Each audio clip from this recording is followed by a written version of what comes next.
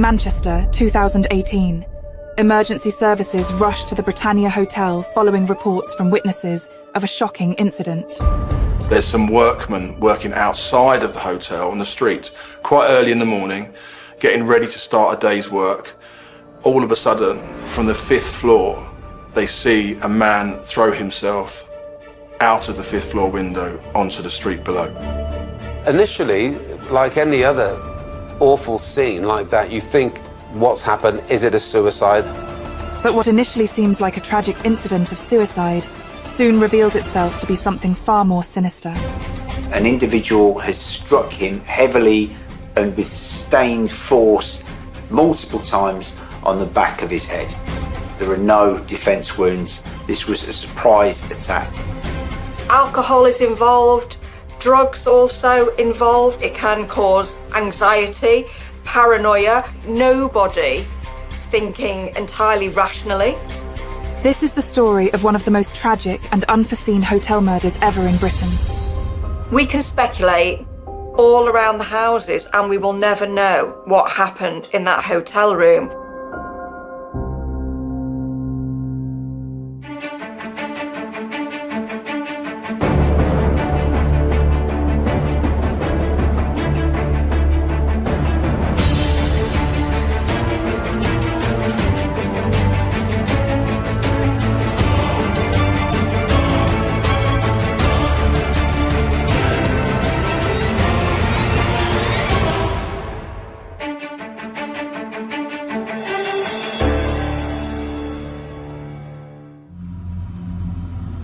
Manchester is a lively city located in the northwest of England.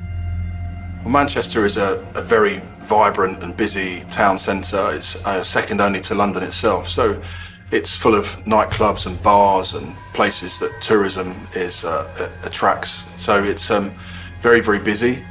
Manchester is a vibrant and very multicultural city in the northwest of England. It's got a rich industrial heritage dating back several centuries, and now it's a very populous area, and it centres really on a thriving city centre. You've got two big football teams, Manchester City and Manchester United, so that'll be familiar to lots and lots of people. And then you've got cultural venues, music and arts and things like that, as well as lots of universities and university students.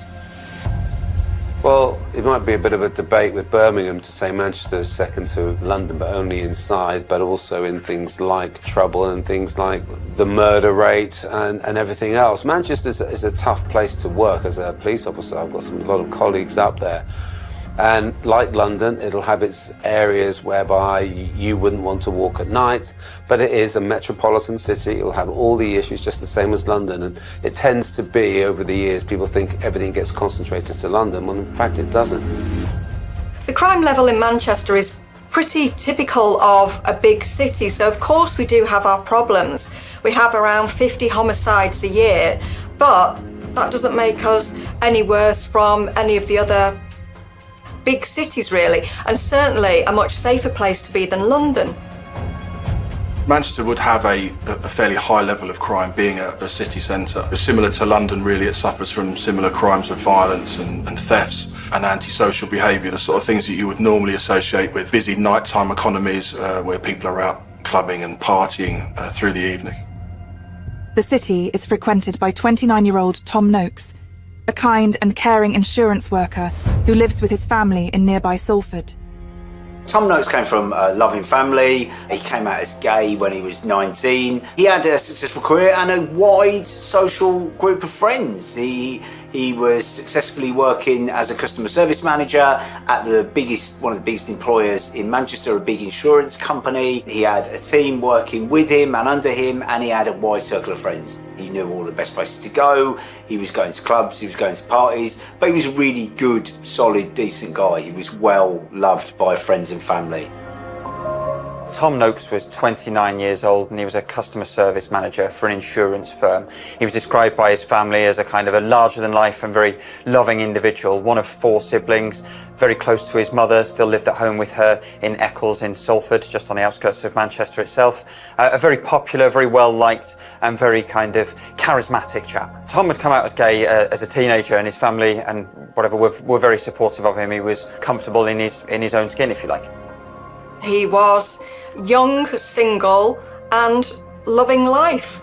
So he was happy, he was busy, and he was just a typical young man, really, who's enjoying himself, he's making a little bit of money, he can go out and have fun. He was from Greater Manchester, Eccles in Salford, and he'd been familiar with best places to go in the city, lots of friends in the city. His life, nightlife and work life was all Manchester. He was the life and soul of many parties and just a great chap, and he was very popular with his work colleagues. In fact, that was the evening they went out to celebrate a colleague's birthday. It's the 25th of September, 2018, and Tom Noakes and some of his work colleagues go out in the city to celebrate a birthday. One of these work colleagues is 21-year-old Hayden Fitzpatrick. So Tom and Hayden have gone out with colleagues, celebrating a birthday, celebrating payday as well. So we'll be in good spirits with money in their pockets, go out to various bars in Manchester, and then towards the end of the evening, Tom and Hayden break away from the group and decide they're going to carry on the evening. People kind of drift off, as naturally happens during a night out, and it becomes a situation where Tom Noakes and Hayden Fitzpatrick are pretty much left by themselves as the kind of last two standing, if you like. And at about 1:40 the next morning, so early hours of the 26th of September, they booked into the Britannia Hotel. They booked a room there, room number 130. The Britannia Hotel is located on Portland Street in Manchester city centre. It's in a fairly prominent location. It's a former factory building, it's grade 2 listed, so it's quite prominent. The Britannia Hotel in Manchester is a big hotel, 5 floors on Portland Street. Very busy because it's in the town centre, so it will attract a lot of tourism and local people and businesses. Hayden Fitzpatrick had booked the hotel room at the Britannia Hotel, and once in the room they then decided that they needed some more alcohol. And around about 1:45 now on the 26th of September 2018, both Tom and Hayden leave the hotel and go and buy what is actually a magnum of Prosecco, so a huge bottle of Prosecco to enjoy and carry on their partying through the evening. During the course of that evening as well, Tom sends a text message to his mum and says, look, I'm coming home, I won't be too long. And so of course there's no worry amongst the family at that point, and the two men are enjoying themselves and just carrying on what would be a really fun night for them. During the course of that evening, they start to try and find someone to supply them with some cocaine.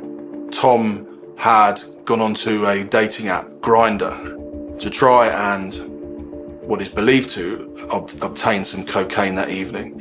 And a man called Andreas arrived. Tom had gone onto the social media dating app called Grindr, predominantly used by gay men. It does add to the questioning of, well, if it's a party, just the two of them in a hotel room, you've then got the addition of a third person. As their night at the Britannia hotel room continues into the early hours of the morning, construction workers arrive on the back streets of the hotel to start their workday when they witness something horrific. At 5:30 in the morning, there were workers outside the Britannia and they witnessed something that was shocking, to say the least.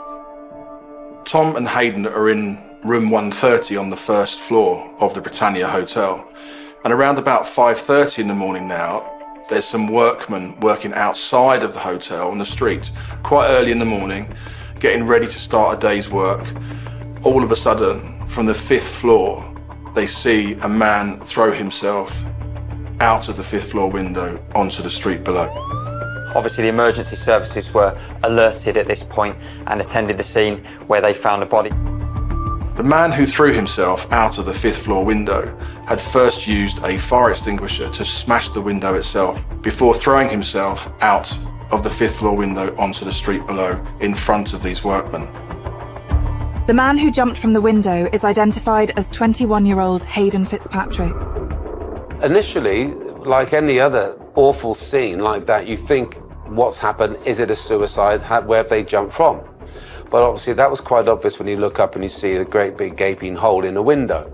But of course he also had his room key in his pocket. Hayden Fitzpatrick had broken a window on the 5th story of the hotel, and then he had thrown himself through the window, came plummeted down to earth. Of course, died in the process. He had chosen in that moment to kill himself. As part of the procedure into the suicide investigation, police check the hotel room, where a shocking scene awaits them. In order to complete their inquiries, they go upstairs to the first floor where he'd been staying and expect to probably find an empty room and some clues as to why this individual has decided to take their life. What confronts them is a horrifying scene. But what begins as a suicide inquiry spirals into something a lot more sinister when crime scene investigations see what is behind the door to room 130 at the Britannia Hotel.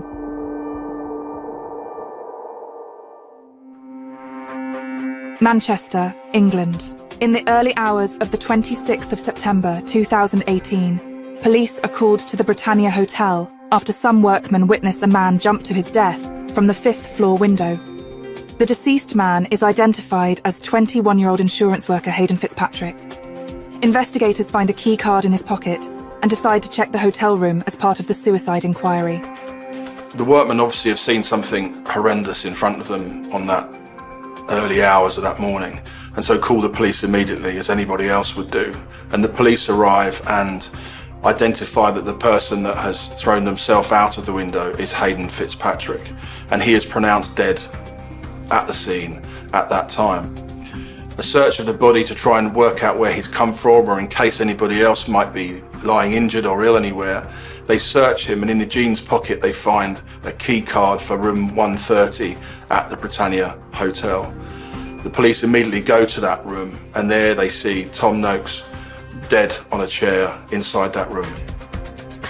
You've now got Tom Noakes, who's actually in a chair, not on the bed, not on the floor, he's actually in a chair. To the police, it was quite obvious that he was actually deceased. The suicide inquiry has now expanded into a murder investigation. What confronts them is a horrifying scene. It is immediately clear that he has been bludgeoned several times on the back of the head. His arms are by his side, he is facing forwards.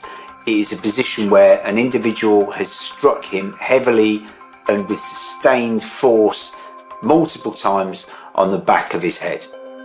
Crime scene analysts search the hotel room and quickly identify what they believe to be the murder weapon. When the police entered room 130 at the Britannia Hotel and saw Tom Noakes dead on the chair, they could immediately see that he had several very, very serious head injuries. And close by him was the magnum of Prosecco that the two men had bought earlier in the evening, which was heavily bloodstained. And of course, at that time, the police would be looking for that murder weapon. And without anything else obvious at the time, then it was believed that this magnum of Prosecco was indeed the murder weapon used to kill Tom Noakes. And maybe there might have been a violent confrontation. Fists might have been used towards Tom if that Prosecco bottle hadn't have been there. But unfortunately it was. It's such a heavy bottle as well. It can inflict such, and did inflict, such damage. The bottle on the bedside table wasn't broken. This is a big, heavy bottle, and it's been used to hit Tom 5 or 6 times, but still it's not broken. You can imagine, what this bottle is capable of. And had it been a smaller bottle, maybe the damage to Tom wouldn't have been as bad. Who knows? The murder weapon is an oversized bottle of Prosecco, and it is clear that Mr. Noakes had not been given any opportunity to defend himself. To confirm their suspicions that Tom died without being able to defend himself, his body is taken to the coroner, who will carry out an autopsy, which will hopefully reveal more information about his death. It later transpired in the post-mortem that Tom had been hit at least 6 times and died of what would be called blunt force trauma, which had then been so severe and injured his head so badly that he died as a result. But what the post-mortem couldn't find was any form of defensive wounds at all on Tom. For people like myself who have investigated these kind of things, looks like, well, has he had the opportunity to even defend himself? Was this a surprise to him, or was he in a state where he was unable to defend himself?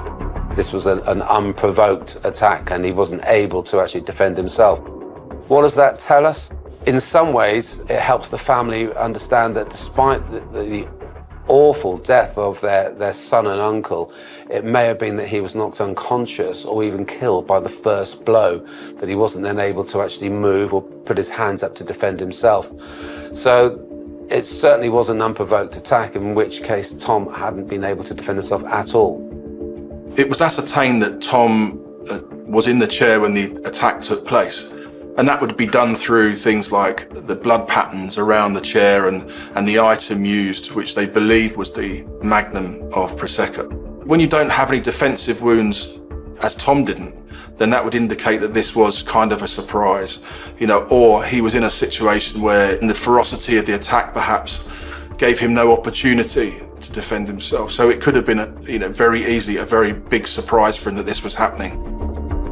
Before police can make assumptions on what happened this fateful night, they speak to the people in the neighbouring rooms in the Britannia Hotel, in the hopes they might have seen or heard anything.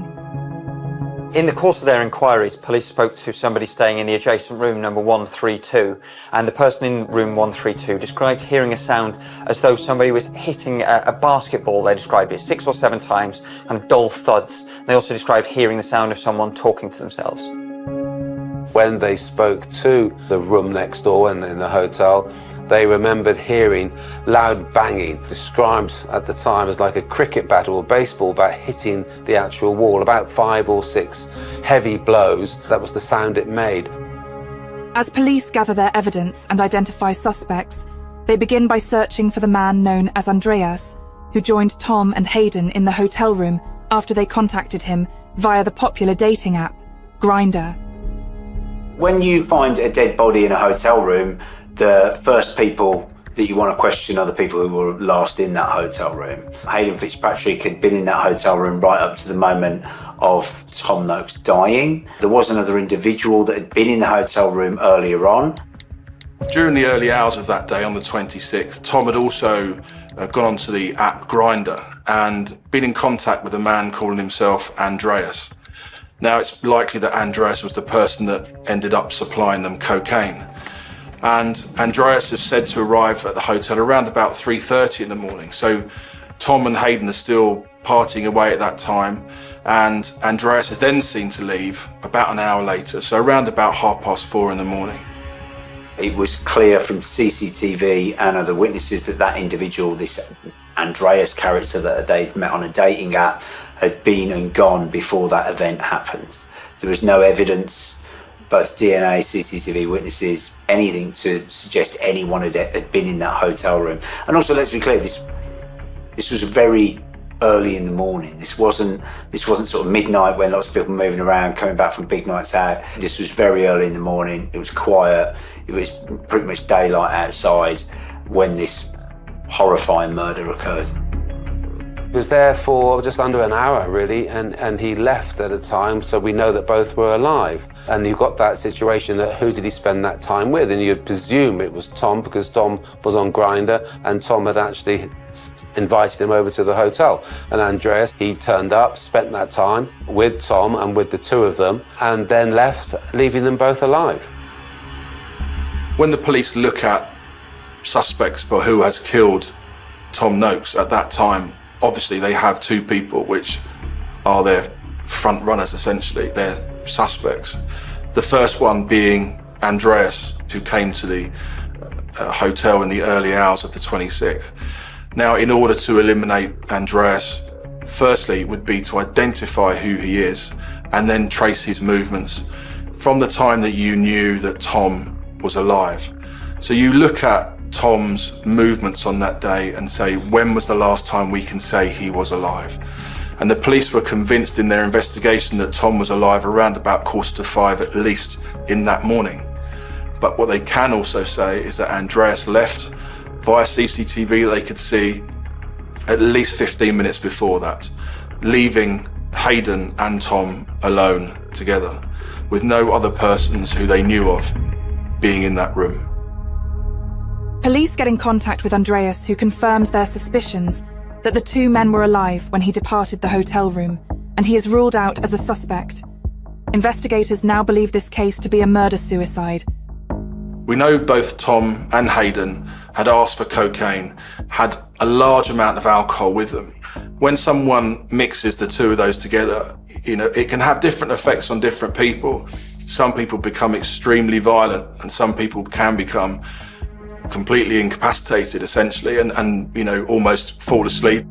In this case, if you think that there's two people who are taking cocaine, drinking a lot of alcohol, how they react to it in that situation, is the result of what we've seen. This is the early hours of the morning, and what we do know is that alcohol is involved, drugs also involved, so possibly nobody thinking entirely rationally. So the effects of alcohol and cocaine can be anything. They can be extreme confidence, but also it can cause anxiety, paranoia, restlessness, excess energy. But what happened after Andreas left? Did Hayden Fitzpatrick really murder his friend and colleague, Tom Noakes, before choosing to leap to his death? Police are determined to unravel every clue from that hotel room in a desperate bid to uncover why. Manchester, England. In the early hours of the 26th of September 2018, police are called to the Britannia Hotel after some workmen witness a man jump to his death from the 5th-storey window. The body is identified as that of 21-year-old Hayden Fitzpatrick. Their investigation leads them to his hotel room, where they discover the body of Hayden's colleague, 29-year-old Tom Noakes. While police work on establishing the motive for the two deaths, they must inform next of kin. Tom's family were understandably shocked and devastated. Tom had messaged his mother at around midnight saying that he would be back home, and it was only when his mother woke up in the morning that she looked in and saw his bed hadn't been slept in that she realised that he hadn't actually arrived home. And very tragically, she actually saw on the internet, on the news from the Manchester Evening News, that there had been two men's bodies discovered at the Britannia Hotel, and she said, with that kind of mother's instinct, mother's intuition, if you like, she believed immediately one of them to be Tom. What an utterly tragic way to find out that something so terrible had happened. What Tom's mum was able to say, what a loving uncle, son he was, and will be immensely missed by everybody. Tragically, investigators learn that Noakes had not originally intended to stay at the hotel with Fitzpatrick. Tom's last message to his mother around midnight to say that he would be coming home from this night out. So whether he ever intended even to stay in this hotel at all, or whether he'd simply gone back there before planning to get a taxi or head back to his home some other way, we'll never quite be sure. To get a better understanding of the situation, police learn all they can about Hayden Fitzpatrick. Hayden Fitzpatrick and Tom Noakes both worked together at this big insurance company. Hayden was 21, he worked there a few years. Tom was 29, and I think that the age difference and Tom's seniority, and he was more gregarious, a bit chattier. Tom created a sort of push-pull in their relationship, I think. Hayden perhaps either had feelings for Tom or very much looked up to Tom. This is where we get a lot of information from Tom's mother. It does seem as if Hayden was quite infatuated. That may be because of wanting a relationship with Tom. That's what Tom sort of expressed to his mother, at least, that there was a lot of attention there from Hayden, but of course wasn't reciprocated back by Tom. So they were work colleagues, but I do believe that Hayden possibly wanted more. There was no suggestion of any romantic connection between Tom Noakes and Hayden Fitzpatrick. Indeed, Tom Noakes' mother had said that very much was the case that Tom didn't fancy Hayden, that Hayden he had been described as kind of clingy and a bit overbearing, and she said wouldn't take no for an answer. So there may have been some interest on Hayden Fitzpatrick's side, but certainly not from Tom Noakes. There's nothing to say that Tom fancied Fitzpatrick. In fact, he was annoyed by Fitzpatrick on occasion, so he wouldn't have been the first choice. So no, there's absolutely nothing to say. Just because Tom was a gay man and they decided to go to a hotel together, I think that the intention was that they were going to drink, they were going to take drugs, they were maybe going to contact other people to come over and continue the party. There's no sexual relationship implied here. Now having key information about the relationship between the two men, police start to piece together what might have happened in their hotel room that night. As they are doing this, a vital piece of evidence is uncovered by the crime scene analysts. The empty magnum of Prosecco, also being heavily bloodstained, had Hayden Fitzpatrick's fingerprints on as well. So they were fairly convinced at the time, with the fingerprints within the blood itself, that that was the murder weapon, and the person that used that murder weapon was Hayden Fitzpatrick. It's hard to say definitively whether or not this was something premeditated or more opportunistic. The likelihood is that when the two men went out to buy a bottle of Prosecco in the early hours of the morning when checking into the hotel, that neither of them had any nefarious intent or intent to use it as a weapon. But obviously a bottle of that size, particularly once empty and once there to hand any kind of disagreement or dispute and somebody's sudden rush to anger, it's there and it is a weapon that can be used. Tom was found sitting in a chair. He's fully clothed. There's no defensive wounds on him, but he has been beaten around the head. He's taken at least 5 or 6 blows around the head with a heavy object. And that heavy object, well, is sitting right there. It's not a smoking gun. It's a magnum bottle of Prosecco. It doesn't seem that there was a huge confrontation here. But something that Fitzpatrick was not happy about triggered him to attack Tom. And what that something is, we can only guess at, that has caused Fitzpatrick to feel intensely angry with Tom. And he's seen red. I mean, that kind of attack only happens in a peak of anger. This is unusual because, of course, it happens in a confined space of a hotel, a very, very nice hotel. It happens in the early hours of the morning, though, between two men. And actually, weekend arguments between men, I've seen numerous homicides as a result of this. But again, what is odd about it is the fact that Tom was in a sitting position. And of course, it becomes not just a murder, but a murder-suicide. Detectives consider various theories as to why Fitzpatrick murdered Tom before taking his own life. The coroner who dealt with the inquest for the death of Tom would have looked at all the evidence brought before them, and that evidence would obviously talk about a potential motive as to why Tom was dead and why Hayden, believed to be the person that had killed him. But it was quite clear that within that information and all the evidence they had and all that things that the police had gathered and spoken to people, that the motive was still a mystery as to why Hayden would have turned on his friend in that way and killed him in that quite vicious manner. And of course, then you look at what Hayden did afterwards, which is commit suicide. And of course, you know, that can be brought on by a number of things, as we know, but, you know, drug use, it can also be brought on by pure guilt about what you've just done and sheer panic. So of course they don't necessarily know exactly why it happened, and that's a very hard thing for a family to not understand why their son died in that way, what led Hayden Fitzpatrick to kill Tom Noakes. I remember in my days as a detective, having worked on a number of homicides as well, you've then got the situation, why does somebody kill? And you've got that fear, you've got rage, you've got a violent type, and also the fact that you have got that influence through drugs and the cocaine. So, and the spurn, the jealousy comes into this. Could this easily have been, simple case, he was so jealous that Tom had now a relationship off Grindr with a third party, that this jealousy, this rage just came upon him, and not being able to see sense, having had too much to drink, and also the effects of some substance like cocaine, that he then turned and did this unprovoked violent attack.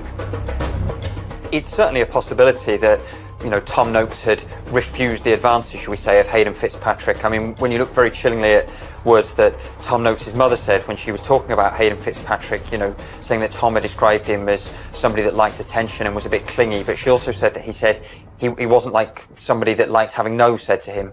Well, you could perhaps think that, you know, after several hours out together and checking into a hotel. Hayden Fitzpatrick maybe had some expectations that Tom Noakes didn't share, that the two of them would have some kind of romantic involvement. So it is possible, but unfortunately we'll probably never know exactly why this happened. Investigators hope to uncover Hayden Fitzpatrick's motivations by searching his phone, but strangely, he had an encrypted phone that they are unable to access. There's a number of phones you can now buy that will be encrypted, which basically means you cannot get into the messages at all. I know what you're thinking. Why would somebody buy an encrypted phone? Yes, you tend to think on the side of perhaps that's a bit sinister. Why would you do this? But in this day and age, with the amount of data that's actually taken by platforms, there's been a lot of talk over the past 8 years that really, is it fair? So a lot of people now will have encrypted phones because they don't want the possibility of actually having had their data taken rather than perhaps eliminating or hiding evidence. All of the police forces in this day and age now can quite easily put any phone, put it onto a computer and take out all the messages, the pictures, the voicemails, etc. But you can now buy encrypted phones that guarantee that will not be the case, and that was it here. And then, of course, you've got the issue that would they really try and break that into that phone? There was no need because there wasn't going to be a prosecution. Police miraculously access a single text message from Hayden's phone that gives them an insight into his mindset that morning, if nothing else. The one bit of evidence that police were able to gather forensically from Hayden's phone, because it was encrypted, was that message that he sent that said somewhere along the lines of, "This is going to reflect badly on me." Now, this was sent after the murder. That may have something to do with what ultimately happened, but equally that could be related to something completely different. Probably we'll just never know. For me, it sort of shows the state of mind he was in, because it doesn't really make much sense. What reflects badly? The murder, the night out, him committing suicide? I think this just shows this state of mind he was in, and then the next thing he's done is think, I've got to kill myself. And that's quite frightening, but it just shows what was sort of going on in his mind at that time. As Fitzpatrick has taken his own life, there will be no trial for the murder of Tom Noakes. There will, however, be an inquest for the death of both men, and it is hoped that the inquiry will bring a sense of resolution to the two grieving families. Manchester, England. In the early hours of the 26th of September, 2018, police are called to the Britannia Hotel after a man, 21-year-old Hayden Fitzpatrick, is seen jumping to his death from a fifth-story window. In his hotel room, police find the body of his colleague, 29-year-old Tom Noakes. Investigators determine Fitzpatrick killed Noakes in a drug and alcohol-fueled frenzy, using a magnum of Prosecco as the murder weapon before taking his own life. Separate inquiries will take place for the two deaths, and it is hoped they will bring resolution to their grieving families. Hayden Fitzpatrick's decision to take his own life is obviously something that robbed Tom Noakes' family ultimately of finding out exactly what had happened to Tom. There must have been a very, very kind of rapid calculation from Hayden Fitzpatrick, if you like, that he had done something very, very extreme, presumably very, very out of character, and rather than face the music, if you like, and confess to what he'd done, try and get help for Tom Noakes, he decided that he was going to head further up into the hotel building and jump to his death. We do have that one text when their phone was examined that he knew he'd done something that he could never forgive himself for in many ways. Well, you've got this flight situation. What do I do now? I'm not saying it was against his character, and there was certainly probably influenced heavily by the drugs and the alcohol. And this rage has come across him, possibly it might have been through jealousy. And then he realizes it's done. What do I do now? And he could see no way out other than taking his own life. And then you've got to understand that he's then picked up a fire extinguisher. So now it's being calculated. He's now thinking about, how can I take my own life? He's 5 floors up. So the only way he can really do that is by jumping off. The way I look at this is, you could have gone to the top of the hotel. You could have walked out of the door. You could have jumped off in front of a train, even that time of the early hours of the morning. But he chose to smash a window. So I think there's a lot of rage still going through, but this rage had turned from rage against Tom, but rage against himself, the fact that he had let himself down. So this is going through his mind, and he just wanted to get out, so he smashed the window and took his own life. Fitzpatrick's emotional state, he would have been in such a crisis. I mean, how do you process this? In a short space of time, you've killed your colleague from work, who it would seem you really liked, who you wanted attention from. And what does that mean for your future? You can't get away with it. You can't hide it. You're going to jail. Not only are you going to jail, but you're going to have to, at some point, sit in a room with the relatives of this man whose life you've taken. So you can imagine what kind of state he's in. He would have been panicking, maybe feeling regretful, feeling sorry for himself also, but he was feeling hopeless. And this is somebody with very little control of himself at this time.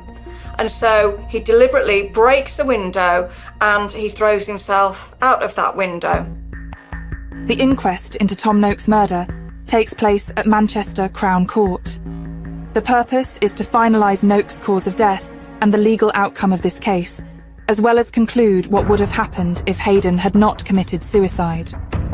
The evidence in this case suggests that it's less likely to be a premeditated murder compared to a spur-of-the-moment murder.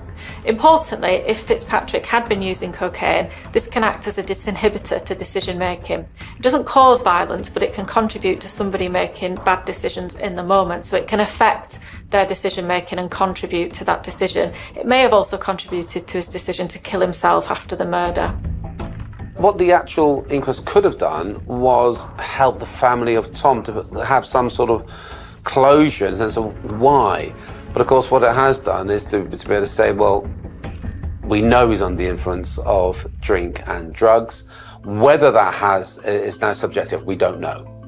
But certainly what the coroner was able to say and what the police would said, he would have been charged with murder. Interesting there, because people would say, well, that wasn't premeditated, but that's what happens within the judicial system here. There will be an overall charge of murder, which can quite easily then in many ways be downgraded and accepted as a manslaughter plea. But what we have here, because he did take his own life, was the fact that the coroner and the police agree with the fact that he would have faced the murder charge. Obviously, the telephone evidence would have been crucial during the inquest. Other things as well, toxicology reports, would have helped to add at least some context to this mystery. After the inquest is finalised, Tom's family can try now to take whatever closure they can from it and hope to keep his memory alive. It's incredibly hard to put yourself in the shoes of the victim's family, and that's probably doubly the case when they don't see somebody brought to justice and they're not able to get some kind of clarity or some kind of answer. There's obviously no answer that they're going to be happy with or that's going to bring their loved one back, but at least feeling like they've got some type of explanation as to why what's happened and how it occurred might give them some form of closure, which they've been deprived of in this case. But Tom Noakes' family spoke following the inquest into his death about the support they'd received from his friends, his colleagues and his loved ones. And I think they've taken a lot from just how kind of larger than life, charismatic and loving Tom was, and that love coming back to them as well.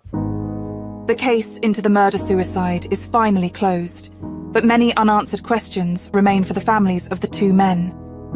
But the main thing the family felt, and especially the mother, was that, Hayden Fitzpatrick had robbed them of a son. And that's a huge impact on a family to go through this kind of trauma, not know why it's happened at the end of it, and not have anyone even prosecuted for it is also another thing where, people talk about this word closure. That word doesn't really exist within families that go through this, certainly in my experience. It's another stage in their trying to cope with the death of a loved one. And after that inquest, of course, and still not having the answers that they wanted would be very, very difficult to take. And that family then will have to move on in Tom's honour, really, and in his legacy, and continue with their lives. I think when you lose a loved one, particularly at the very prime of their life, as a parent you lose a son or a daughter, you as a sibling you lose a brother or a sister. I don't think you ever really have closure. We use these sort of opaque terms like closure as if you just move on with your life. I mean, grief follows you in forever and ever, I think. In court cases, you're sitting there listening to pathology reports and evidence, it's immensely involving, but then suddenly you're left with what? An empty bedroom, picture frames of loved ones and memories and bits of video, and you know, you're reminded that they're not there all of the time. I think the court case ends and the media move on, but the families are left with the harrowing legacy of these appalling outcomes, murders, suicides, court cases. I think that you go over all of it in your head if you're a loved one. And whilst we can talk about closure, I don't think you ever have closure, particularly in a case as awful as this, where you've got somebody who never did any harm to anybody, wasn't violent, wasn't involved in any crime, they weren't in an abusive relationship, and they did no more than go on a night out, go back with a friend to a hotel room, and they were killed in the most sustained and remorseless way. Not only did you lose your loved one that night, but all of the answers to why you lost your loved one disappeared that night as well. After the conclusion of the inquest, Tom's family released statements to the press about what kind of person he was and how they will never come to terms with his